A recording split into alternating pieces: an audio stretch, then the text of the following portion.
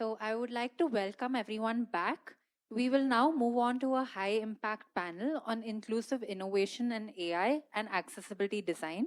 The theme of the panel discussion is innovation for all, designed with care, AI that learns, includes, and elevates.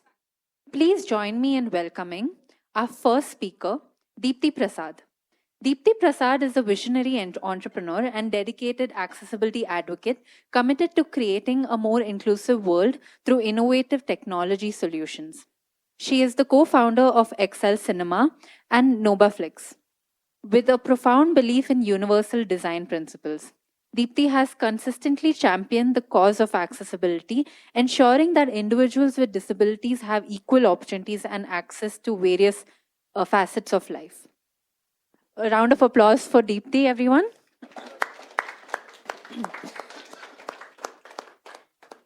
Our next panelist is Sorabh Yadav. Sorabh Yadav is a principal applied scientist at Oracle. Currently, he leads AI innovations focused on accessibility. With over a decade of experience in AI and deep learning research and development, including previous roles at Samsung Research and Development and Johnson Controls, he secured 15 US patents, published research papers, and won 2 innovative challenges. His current work focuses on unlocking visual content and transforming information accessibility. As someone navigating progressive vision loss, Sorabh is passionate about building inclusive technologies. He actively engages in the community as a core team member of the Oracle Diverse Abilities Network, or ODAN, India chapter, and serves as chair of accessibility at the Rotary Abilities Bangalore chapter. Please give a round for Sorabh Yadav, everyone. People think I don't have it. Our third panelist for the evening is Bhaskarjyoti Hazarika. Bhaskar is a seasoned leader in inclusive design and digital accessibility with a strong track record of driving accessibility at scale across both consumer and enterprise ecosystems. With deep expertise in accessibility program management, he leads strategic initiatives that embed inclusive thinking into every stage of the product development lifecycle. At Nutanix, Bhaskar champions accessible user experience, design systems, and cross-functional collaborations, ensuring that accessibility is not an afterthought, but a core design and engineering principle. His work bridges processes, design, and technology, enabling organizations to create digital products that are not only compliant, but meaningfully inclusive to all users. Please give a round of applause to Bhaskar as well, everyone. The last individual that I would like to present on stage is our one and only moderator, Rakesh Paladugula. Rakesh is a globally recognized accessibility specialist, advocate, and mentor with over 17 years of experience in the tech industry. He has been blind since the early 2000s, but Rakesh brings a deeply personal understanding of the challenges and needs of people with disabilities in the digital age. He started the Accessibility Symposium in 2024 as a community event, and here we are all together for the second year, making the symposium a more meaningful and impactful event to collaborate, partner, and take the accessibility movement to a next level. He began his career as an accessibility tester and has grown into his current role as a senior product manager for accessibility at Adobe. Prior to Adobe, Rakesh served as a principal accessibility consultant at Dake Systems. He co-founded the Accessibility Center of Excellence at Cognizant and led the development of 100+ member teams of accessibility experts. He actively contributes to accessibility standards, committees, advocating for digital inclusion at a global level. Please give all of our speakers a huge round of applause, everyone. Before I hand over the mic to all of you, I would just like to note that we have Rakesh sitting to the extreme left. Next to him, we have Deepti Prasad to his right. Next to Deepti, we have Sorabh Yadav. And then next to Sorabh, we have Bhaskar. Behind them, we have a screen with, once again, the waves of the Accessibility Symposium design with the panel theme written on the screen along with pictures of all of the speakers and their bio description, which I have just mentioned to all of you. Please take it away. Thank you. Thank you. Good afternoon. Little more. Thank you. Thank you for joining us for this second Accessibility Symposium. And I'm honored to moderate our session on AI and how it can elevate and impact people's lives. Yeah, thanks. Let's get started without any ado. I was thinking about looking at my phone and like, what has been changing in my mobile phone? I used to have sort of a lot of apps that are part of the social media and stuff, but now a lot of apps are AI apps. Let's say it Be My Eyes. Those who know Be My Eyes. There is another similar product called Ally. Anyone? And of course, NovaFlix. We have Deepti here. And a lot of the AI first products and that are inclusive is what are changing my phone from those social media apps and a lot of other apps. And of course, my kids' games and his school apps. So those are the changes that I've seen in last few years. So I thought like, AI is really revolutionizing everything in everyone's life, including people with disabilities. But I wonder, now we have this keywords like, what is that? Hey Siri, or hey this, hey that. And I believe that one day maybe someone will pick up this Hey Bhagavan and will not have privilege of even praying to God and you start praying to AI. I wish that day don't come. But it's AI is becoming an integral part of our life. So let us get started with asking which one of our panelists who are really expertised in what they are doing in their lives, day in and day out, about just not products, just not inclusive products, but inclusive products that are AI first. Let me start with Deepti asking. What do you think you are doing in your daily work feels to you like it is inclusive AI? I mean, how do you define inclusive AI in your work? Founder of Novaflix. क्या आप जानते हैं कि नोवाफ्लिक्स विश्व का पहला और एकमात्र ओटीटी प्लेटफॉर्म है जो किसी कम दिखने वाले या कंप्लीटली ब्लाइंड व्यक्ति के लिए ओटीटी प्लेटफॉर्म है। एक ब्लाइंड व्यक्ति को ऑडियो डिस्क्रिप्शन यानी ऑडियो विवरण की जरूरत होती है मूवीज को उस तरह समझने के लिए जिस तरह मैं और आप एक साइटेड व्यक्ति समझता है। सिमरन राज के पास आती है और उसके हाथ से फूल पकड़ती है। I'm really very sorry. It's okay. Thank you. मैं आपसे एक बात और कहना चाहता था। क्या? राज फूल दबा के उस पे पानी उड़ाता है और अपने दोस्तों के साथ हंसता हुआ वहां से भागता है और सिमरन की सहेलियां ये देख हंसती हैं। सिमरन गुस्से में फूल फेंकती है। तो हम ऑडियो डिस्क्रिप्शन बनाते हैं, डायलॉग्स के बीचों बीच फिट करते हैं और फिर नोवाफ्लिक्स पे होस्ट करते हैं। Hi everyone.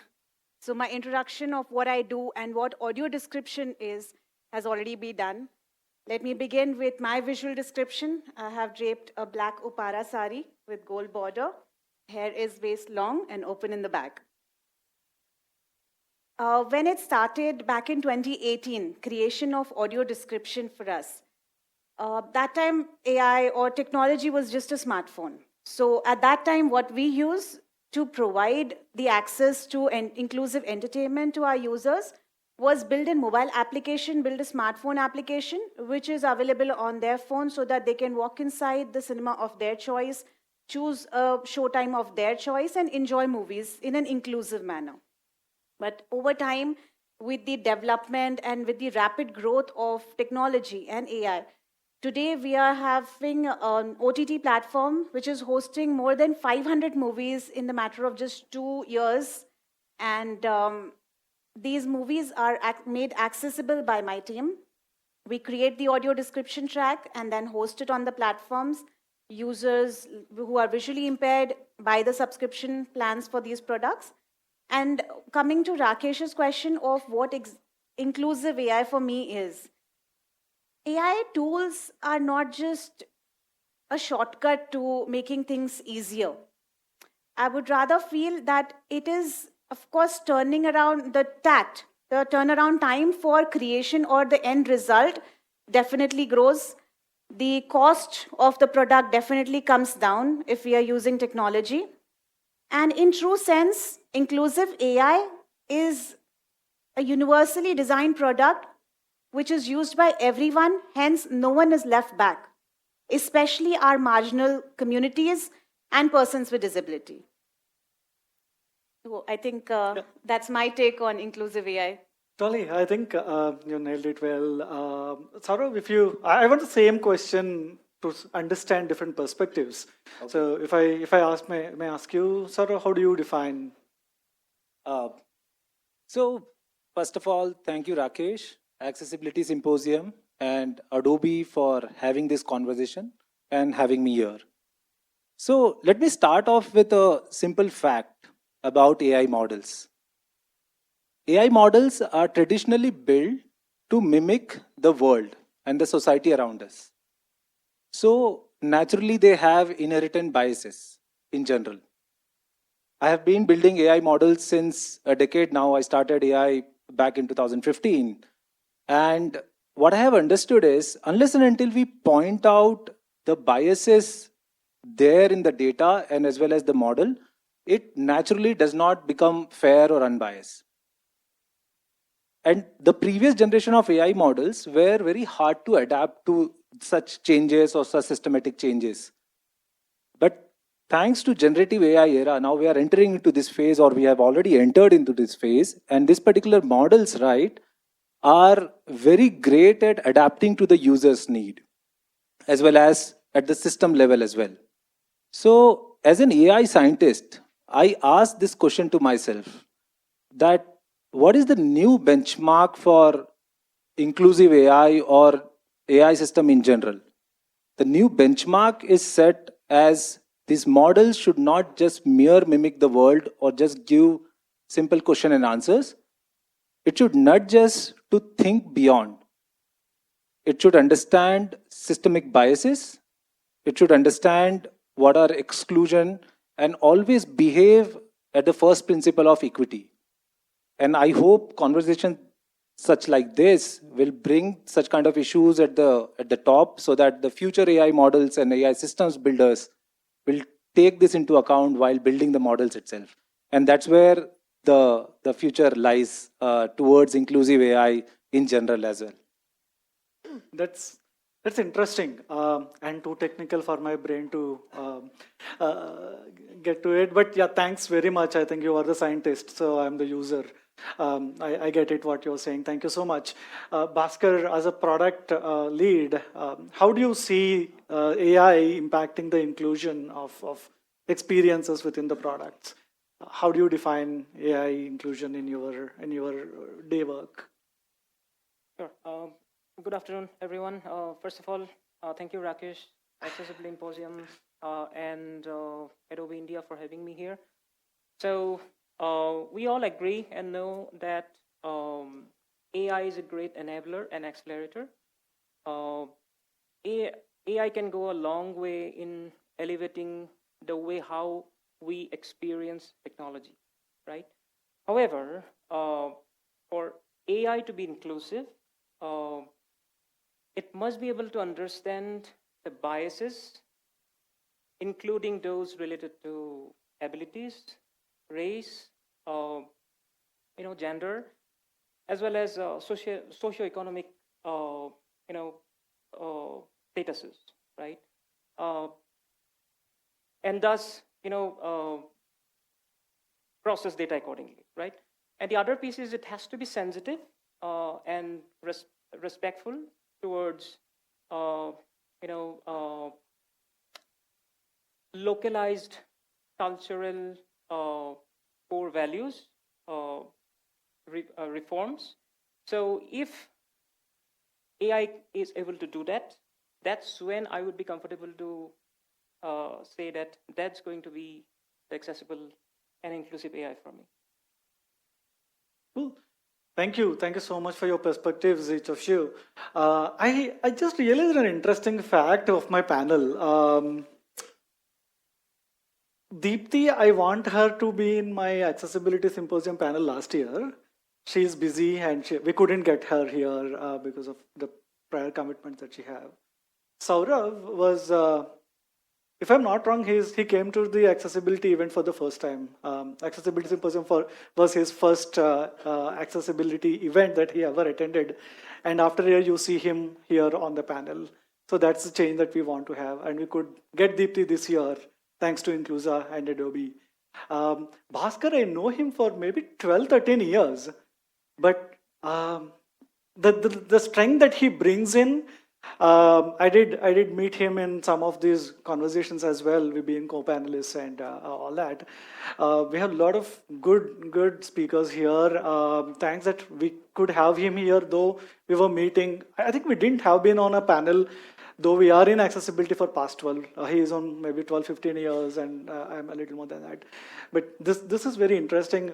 I felt like I am able to bring, or sorry, if I shouldn't say I, but we all are able to bring the vibrant panel here. Thank you so much, Deepti and Sorabh, Bhaskar, for being here. Let's get to the next segment. I have one question for each of you in the work that you do or that you're passionate about. I'll start with Sorabh. So you're talking about the biases in the models. But I could relate it to what you mean. As a user, I go to my Photos app, maybe I go to some 2018 photos and see there is a picture with voiceover, with built-in app. It gives some basic fundamental information, but I have to rely on someone to say, like, what is that picture? Where did I take? Who is with me? All of us want to share photos on our statuses and whatnot, unless you know what it is. And I did it. I think last time when I shared a photo on my status, I realized after putting it, and someone called me that it's not your wife, some other woman. So which I don't want to happen anytime or unless I block my wife before I do it. So can you brief me about the Pixtra AI app that you're working on, and for our audience, how that can help me and a lot of people like me here don't do that mistake?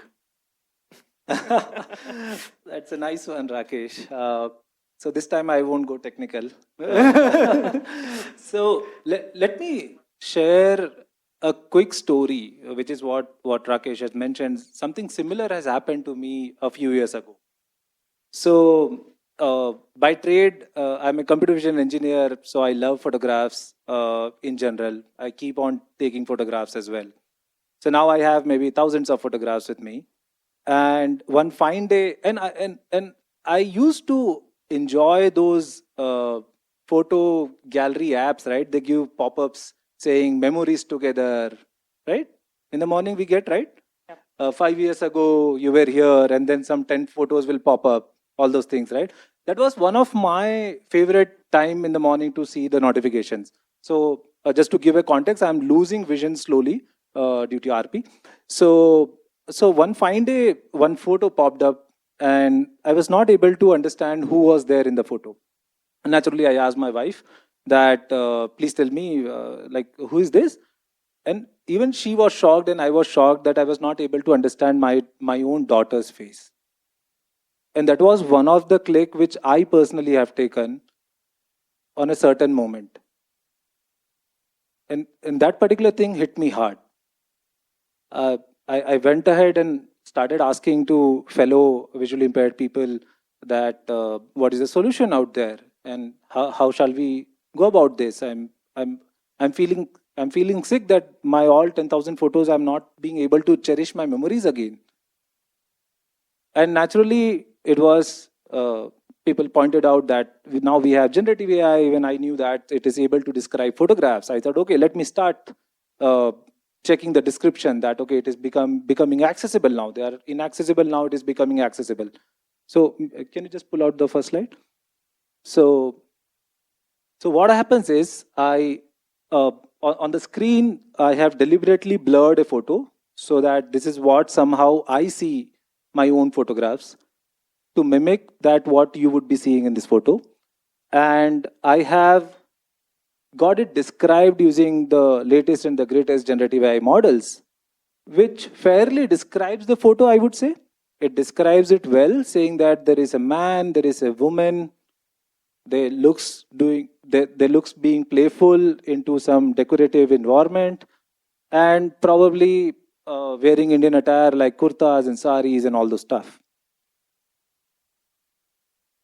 How many of you can say that is this making sense to me emotionally? For sure, it is completely describing what it sees. The current AI models or current Gen AI models describe what it sees, but they fail to give that meaning, especially for in this context as the personalized photo, that what it means to me being a visually impaired person to have this description. So let me just quickly show how to convert the same photograph and nudge the AI to make it more meaningful and more emotional. Can you go to the next slide and play the video? You can play the video.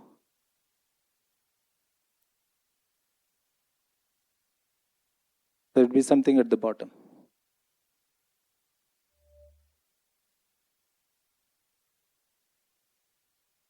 Okay, in the meantime, I'll explain. So basically, this is my photo from our niece's wedding, Avni. And me and my wife were wearing, say, sari, and I was wearing kurta. And Avni's joyful. Yeah, please go ahead. Haldi celebration, Sneha and Sorabh are captured in a vibrant moment. A festive green and yellow backdrop, adorned with colorful flowers and the Hindi word Haldi in floral script, sets the scene. Sneha, in a rich maroon sari with golden patterns, playfully leans forward, smiling brightly as she looks towards Sorabh. He stands upright, wearing a cheerful yellow kurta and white pajamas, smiling back at her. Together they hold up a beautiful maroon and gold patterned fabric, adding to the cheerful atmosphere of this auspicious occasion. Generated by Pixtree.ai. So you've seen the difference? And yeah. Thank you. So with this 30-minute of description, giving that this is Sorabh and Sneha doing so and so things at Haldi celebration or something, brings the complete joy of that particular memory. The same AI, adding a layer to it, makes it more meaningful. And all of a sudden, all my photographs from the past, or also in the future photographs, maybe today I'll be taking, say, multiple photographs. Now they are not accessible to me. I'm not afraid that, okay, this moment will go away. It will be saved in my memories, and I can even search those photographs using this particular tool called Pixtree AI. So coming back to the same point, that the future benchmark for AI model should not be just answering what it is. It has to go to the level and get modified to the different needs of the user. And that's where I'm heading towards. So yeah, that's what, Rakesh, it is all about. Thank you. Yeah. All the best, Sorabh. And that's, I think the applause from the audience says all that. I can shut my mouth for that. But thank you very much. So my next question is to, any expectations? To the audience. When do you think was the first audio description happened in this world?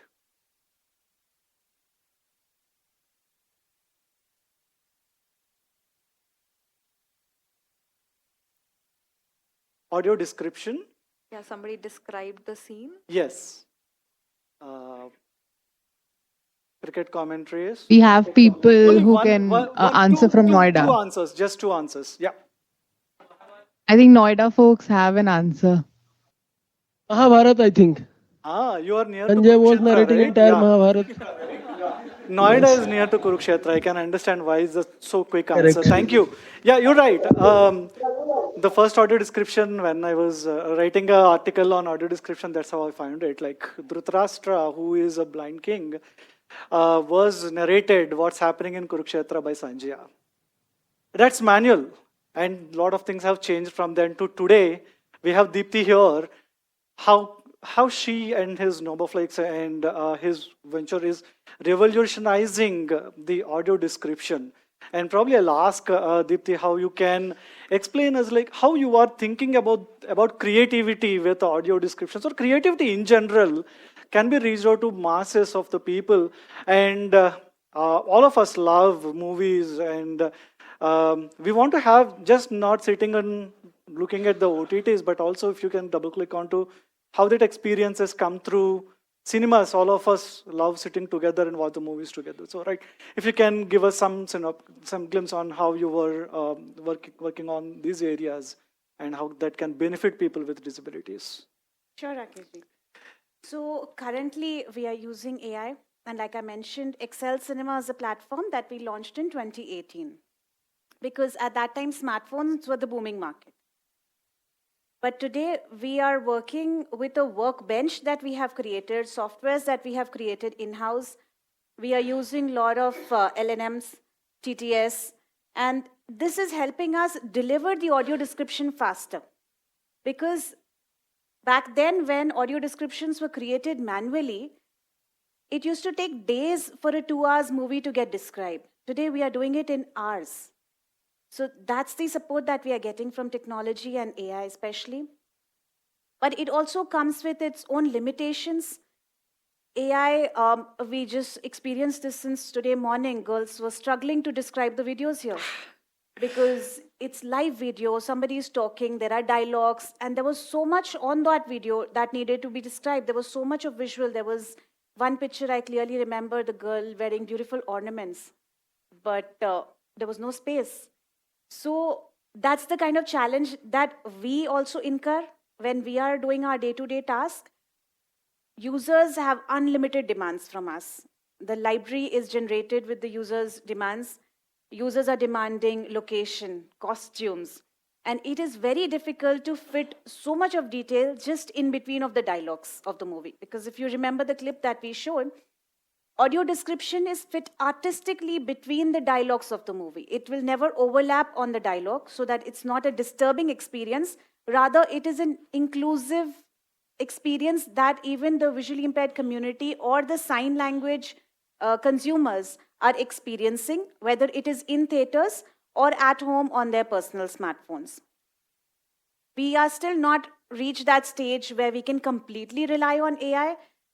Say, for example, the sign language avatars are not yet ready because users who consume sign language are not able to relate to them. They are not able to describe the cultural nuances. And there is a challenge yet. We are not there. But of course, we will reach there, I'm sure, someday in future. And things will be at a better pace. AI also comes with, building a product, this is, I would leave all of you with this, a memory that you should have, because all of you are creators, all of you are working with softwares or doing something with technology. We can't just imagine a solution for a person which is coming from a marginalized community. Me being sighted can never know what Rakesh is actually, how Rakesh is consuming that same movie that I do as sighted. So when you are building a product or when you are building a tool for persons with disability, one must make sure to incorporate the community so that feedbacks from the community will help you deliver better and with perfection, with what exactly the community needs, not with just our imagination. I work with the cinema industry, which is a very unorganized industry. But I can't be out there telling them that, listen, I have this technology, now you need to figure out how to incorporate this technology. It's never going to work. One has to be customizable. One has to be flexible because the entire ecosystem is not going to change only because you have a fantastic product created here. So keeping on these lines, try and build new tools which can help people, especially persons with disability or marginalized community, which have been sort of ignored by most mainstream products and businesses. Yeah, thank you. I think that's very insightful and definitely something that is useful to think about. And I think uh, only once people start experiencing, I can tell you, Deepti, is um, I was watching movies. I also am a late blind. I remember watching movies when I am able to see, and then I lost interest because I don't understand. I cannot visualize every scene, especially like when you are growing. What you like as boys, at least. I mean, I am not biased, but stunts, fights, you like it. But are they really easy for you to understand? No, I think that those are something that I feel missing and completely stopped watching movies. And I'd say like at some point I was started telling people like, did you go for that movie, this movie? Like I say, I don't have time. Like I don't like movies, which is I'm faking. Everyone knows that, but the reality is because I don't understand. The people around me laughs when something visually happens, but I don't. I felt like I'm excluded. So, but thanks to a lot of inventions that are coming in, slowly I'm getting there. I'm watching movies these days, which all of us, like we have a lot of people with visual impairment here, do also enjoy having auto described the movies, and we'll looking forward. Have a lot of them. Let me get to Bhaskar. Bhaskar, how do you think that these features that we're talking about? Yeah, one way is to look at is like a standalone products and can come into specific products tailored towards a certain needs. But if you have to scale, if you have to think about having these as the mainstream products that should go into the feature sets of the products that we use in day in and day out. I think the primary focus of Accessibility Symposium, as I was mentioning, is to have a lot of these features coming into mainstream. I don't want to have an equivalent of Amazon or maybe equivalent of Uber, but I want to use all of that what you use. What do you think about, or how do you feel like we can integrate these features, accessibility features, and make accessibility as integral part of the product development lifecycle? Sure, yeah, that's a great question. Let me first start with emphasizing the fact that AI is never a replacement for lived or human experiences. Uh, it is an extremely powerful tool that can be leveraged to create meaningfully inclusive digital experiences and products. So there are two aspects that I want to touch upon. The first thing is how AI can be leveraged meaningfully in the process of creating inclusive products, as Deepti was mentioning about, right? The second aspect is how AI itself can be used to create digital experience, right? Now, I would want to put emphasis on the first part because that's something we are still exploring. We haven't reached a point where we know for sure that this model works, right?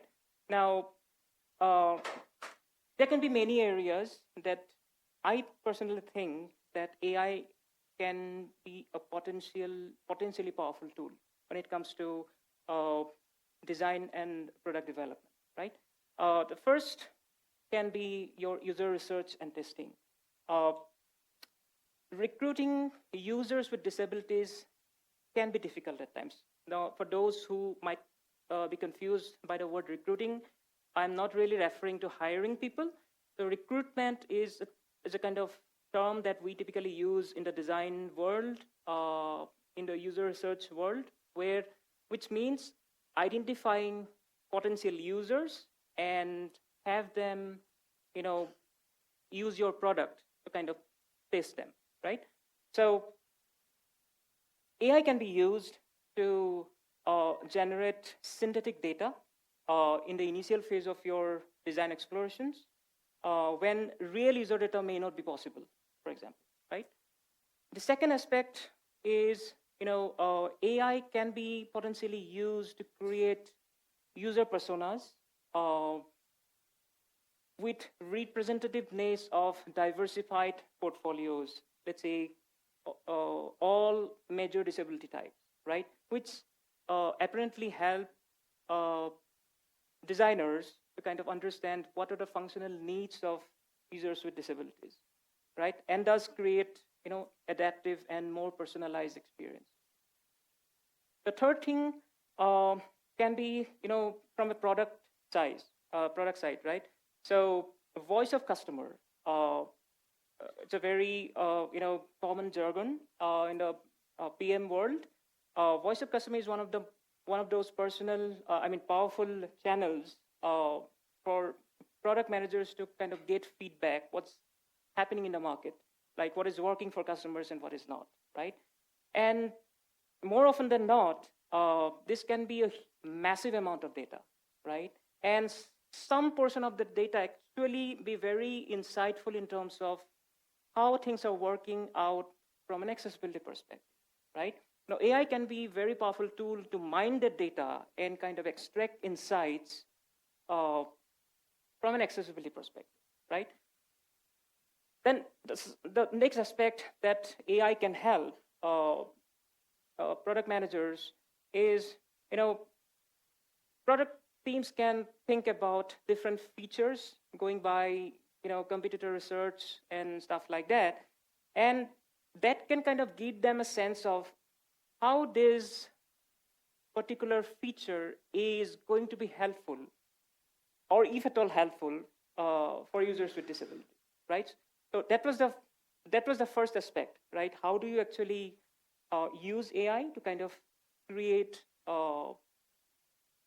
in the process of creating inclusive products, right? The second aspect is, I think, very straightforward that we have been all talking about, like, how do I use AI itself to create meaningful experiences, right? You rightly talked about those apps like Seeing AI, right? Where, we understand the needs of users with disabilities, and then we look at ways how AI can help to kind of create that experience, right? So, yeah, so those will be my take on that. But having said that, there are some precautions that obviously we have to take, right? As I earlier emphasized that, it cannot be a replacement for a lived human experiences, right? So the first thing is, as my fellow panelist was emphasizing, right? The data that we are feeding into the AI models, right? Those have to be unbiased, right? Otherwise, it's not going to work. And in fact, it's going to create more harm for the user, right? And the second thing is, when it comes to your privacy and consent, right? We should be clear that wherever AI is trying to access some information, right? We make it very transparent and clear to the user that this is what is being used, and we take consent from the user, right? The third thing is where we should explain to the users what AI can do and what AI cannot do, right? And of course, the last thing is obviously it has to be respectful about all your, cultural reforms, values, and context. So I hope I could touch upon what you wanted from me. Absolutely. I think that's the need of the hour. I think we need to mainstream the AI and inclusion into the products. I think that is very insightful. Thank you so much, Bhaskar. I'll again hold on. I'll have one last question. I'll start with you. If I ask you to share an advice for the people here in the room, you know the pulse of the room, right? You have people with disabilities, we have designers, engineers, product managers, advocates, etc. If you give one advice to the people in the room, what that would be, thinking about like the takeaway for them. Right. So I think what is really important is, as Deepti was referring to you, that how Deepti or I, consume certain digital content may not be consumed in the same way by you. Yes. Right. So we need to understand the functional needs of users with disabilities. Unless and until we understand those, AI is not going to be able to help us, right? So my first piece of advice would be get started with understanding the functional needs of users with disabilities, right? Go beyond compliance, right?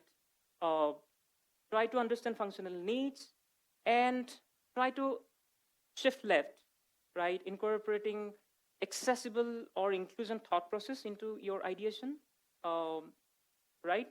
Right from the beginning. And once you have that, and once you know that what problem are you are going to solve. I mean, I'll be very particular, like designers and product managers, we are all problem solvers, right?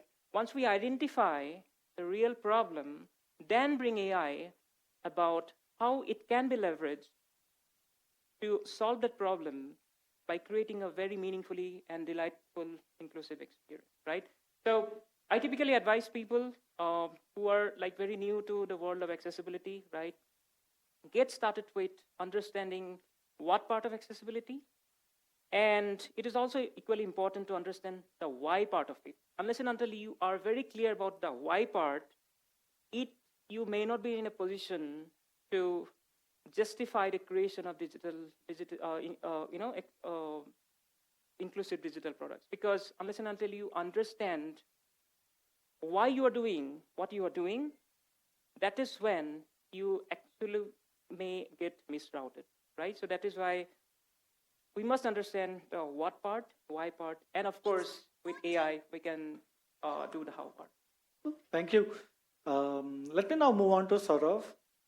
Yeah, the same question. I mean, if you have one advice to give to the audience here with your experience that they can go back and implement it or act upon, what that would be. Yeah. So one piece of advice, or this is learning for me, as Bhaskar has mentioned, that one is we have to think beyond compliance. People do accessibility, make the apps accessible, but just to make sure that it is compliant by law, but the functional requirement does not meet the way it has to be met. For sure, for last decades, old experiences were different. At the time, no AI was available, but now we have to demand higher. Secondly, is to think the product is not meant for just for the sake of accessibility. It has to be inclusive in many sense. So the way we use generative AI to write a mail is the same way maybe a sighted person would use it, right? Say I have reading this particular story that audio descriptions, audio books, basically the readable books, right, Audible and stuff, they were initially designed for people with disability to tell the book what is there written as an OCR, but see, now it is a mainstream part everybody is using. The same goes with any speech solution or maybe any sign language solution and things related to that. So the idea is not to think accessibility as accessibility. Idea is to build system which is like can be used by anyone and everyone. So I think that is the next layer of the future products. What I can think of, Rakesh. Thank you. Yeah, that's helpful. Deepti, if I may ask you, what advice do you give to folks out here, including me? So I want everyone, people present in this room, people who have joined us online, to make a mental note as well as a promise to yourself that if you're building a product, the most common problem that I have heard from our visually impaired users is there are apps and the buttons are not labeled. Please label them. It is their basic need to understand what does that button do. If you don't label it, they just don't know what it's supposed to do. And all of us today are posting content on social media. We are all content creators. So take that little effort of writing the alt text. Take that little effort of turning on the CC button when you're posting a video. At least this is stage one of welcoming a more inclusive online world for everyone around, because today social media is being used by each one of us who has a smartphone, whether it is persons with disability or non-disabled. So I think for me, I'll just keep it basic. only to these two promises. Yeah, I think, you nailed it well, because we have people in the room who came for the first time for an accessibility conference. And definitely this should be simple for some people. And as Bhaskar was mentioning about the integrating a product into accessibility products, some are seasoned product developers and product managers. So, yep, thank you so much. We had a vibrant panel here. So before I say thank you and open up for the questions, I would thank, probably I shouldn't be thanking, but hopefully the moderation at some point will be taken by AI and you will not see me here. I wish it don't happen. So with that, thank you panelists for being here, and open up for questions if you have any from the audience.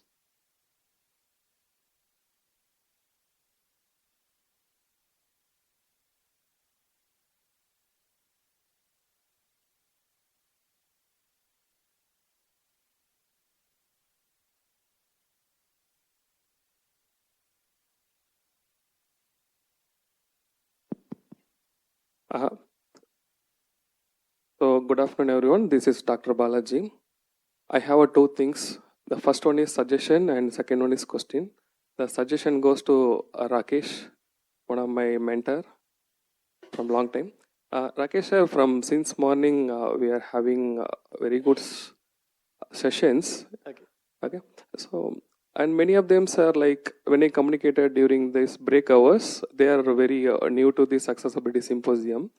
So in Accessibility Symposium, without conclude that introduction of the guidelines, we have WCAG guidelines, Correct. Okay, MWP guidelines, okay, Web Content Accessibility Guidelines 2.1 and latest, and MWPP, Mobile Web Best Practice Guidelines, and we have Government of India, GIGW guidelines, and ADA, we have a section 508. And we can have one small sessions in maybe in 2026 symposium or maybe in middle, so that the new developers and person who is new pitching into the accessibility area, they can be very aware. And this is a suggestion from my side. Suggestion taken. Yeah, I don't know if I can do it in 2020, or we can do it in 2026, but I vision to kind of the season. Season used to have that pre-event workshops. So hopefully at some point we will be able to do that. And you have a question? Yeah, I have a question to Saurav. Saurav sir, as I mentioned, like we have various guidelines for developing a product, digital products. Okay, like a WCAG, MWPP, and so and so.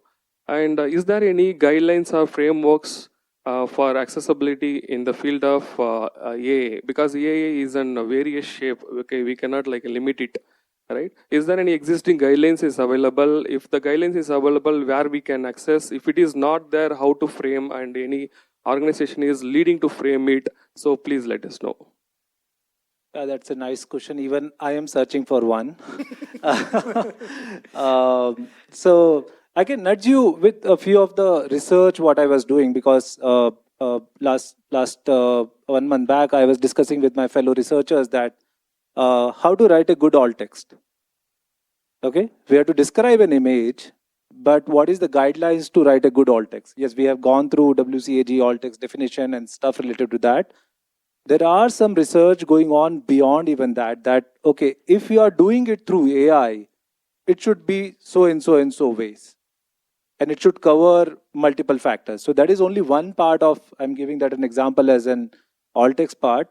But I think people are, in the research community, people are building such systems, and as well as committees for how AI should be inclusive by design and also by policies.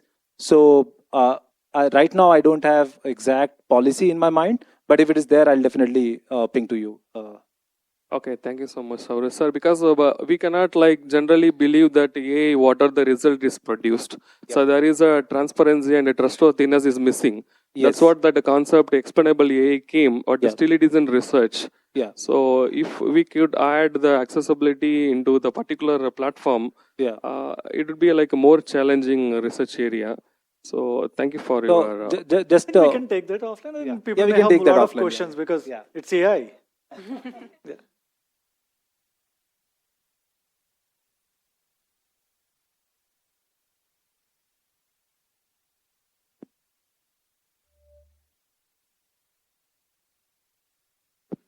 Hi, hello everyone. My name is Archit. So it's very interesting, like how you spoke about. It's a general question to the panel. Is you spoke about going beyond compliance, and it comes with the idea of care as well. So I was thinking about how when we are speaking about compliance, how mostly we speak about mandates. It keeps coming through most of the new areas where AI is applied. But I was thinking, how do we institutionalize this sort of care? How do we institutionalize going beyond compliance? That people who are working in this sector can maybe have a standard procedure of following this. Well, there is no procedure as such as of now, unfortunately, right? So that is where I think designers and product managers play a significant role, right? Now, there is a difference between I create a product and make it compliant or make it accessible versus I create an accessible product right from the beginning, right? So it has to be a mindset shift, right? Instead of creating features and products that eventually I'll make accessible by following certain guidelines, instead of doing that, if I shift to a mindset where I create features and products that's going to be useful for everyone, that has to happen, right? And that's something that's not going to happen overnight, right? It requires more awareness, more connect with accessibility as a concept, right? And it requires a little bit of commitment as well, right? So it's going to be a little difficult, but we have to start somewhere, and probably that's the piece of advice I have as of. We will take one last question.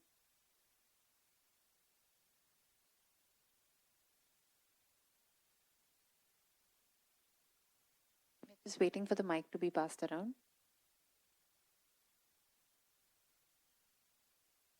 Luchik. Hi, Rakesh. It was great panels on the stage. Thanks for wonderful. Can you tell us your name? Yeah, my name is Sandeep Kulkarni from CGI. Yeah. So my question is related to the perspective of what Bhaskar and Sarah was, and also Deepti pointed out, where I want to bring out a common, psychology. Since I'm also UX designer, so where some of my colleagues also or my friends recently gave an interviews, and they have given the design test to evaluate them. So yeah, so there are some scenarios which they have also provided. Okay, how you can come up with an AI integration within this problem statement. So now they have started using AI to come up with a solution. Now the interviewers understand, okay, he has used the AI. Oh, no, you have rejected. So then, so what is the mindset going behind, using the AI, but not accepting the AI? I don't know. Yeah. Okay, I can take it up. So there is a famous study recently happened, maybe 2 months back, from MIT, that excessive using of AI shrinks your brain, basically. Literally, they did the ECG of writing an essay given to 54 audience with that ECG. And for some of them, they have given the complete access of AI, do whatever you want. Some of them, they have given only Google search. And some of them have given nothing. And they trained the pattern, and also all the shocking results has come out. So this is MIT, therefore I can quote it up that it would be fairly done. What they have identified that people who have used excessive AI, first of all, the patterns of their results, the output of the essay was matching to each other. They were completely correlated. And but obvious that they were very fast enough to complete the essay within less amount of time. The people who are using Google search and not using any of the tool, their creativity was much higher. Okay? So whenever we are using AI, and that's what I keep on telling all of us, at least who's ever in touch with me, that use AI as a judge, right? You write something or you say something or you show a design and then say that, okay, now judge, this is what my best I can do, and nudge me, how can I make it better? That is one of the primary use of AI, where your brain is not shrinking down or your thinking capability is not shrinking down. You are still using AI to nudge and grow yourself. And that's what I was talking about, that AI should not be mere giving answer. It should nudge you to think beyond that. So that is one possible answer what I can think of, quoting MIT study recently. I think I want to add to this that maybe we should start using AI as a friend. Start with small tasks. Start training one model, who knows you really well, so that you can find better and more customized answers for bigger tasks. So maybe that approach can also be helpful. Right, Rakesh? Absolutely. I think that's not just for this context, but I was just thinking, I think we did had this discussion Deepti and I had. All of you would relate it this with the AI models that you've been working, say, be ChatGPT or Microsoft Copilot or whatever that you're using. As you use more, it gets to understand you more, and you will get the responses that is tailored to your preferences more. So I think that's something that I would probably recommend you all do is test it out, and the model itself gets trained unless it is having some restrictions or privacy, etc. But yeah, I will definitely second what Deepti said. That's something people should start doing it. Okay. For the sake of time, I think we will stop taking any more further questions. I would highly encourage everyone in the audience to just send your questions into either the Accessibility Symposium organizing team, or you can also, if the panelists are okay with it, then you can approach them as well and maybe discuss any ideas or opinions or questions that you have. Does that work for everyone? Yes. You can find us on LinkedIn or drop a message on social media, no problem. So I would just like to close by thanking Rakesh, Deepti, Bhaskar, and Sorabh, our wonderful panelists and moderator, of course, for reminding us to understand the functional users and people with disabilities, and showing us that true innovation is only possible when everyone is included. Thank you so much for the wonderful session. Thank you. Thank you.